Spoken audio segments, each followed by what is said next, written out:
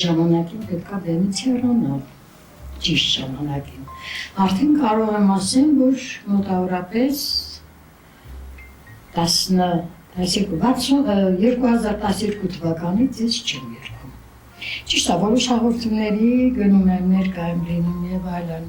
եթե հրավիրում են, ոնց որ ես հրավիրել, բայց հիմնականում չեմ երգում,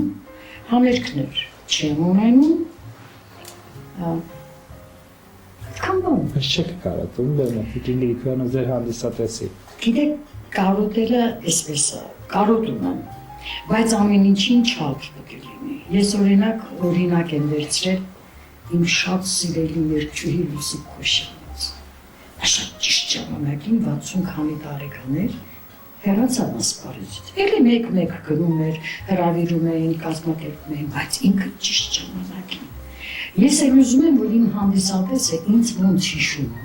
այնպես թող հիշի, լավ։ Այսինքն ինձ բեմ չանեն թևերից տակից բռնած։ Ճիշտ է, չէ՞։ Բեմը սիրում եմ անպայման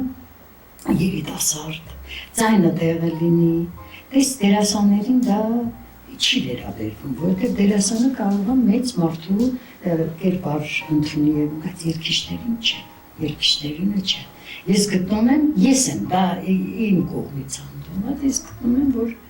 ինչքան երգել եմ հերիք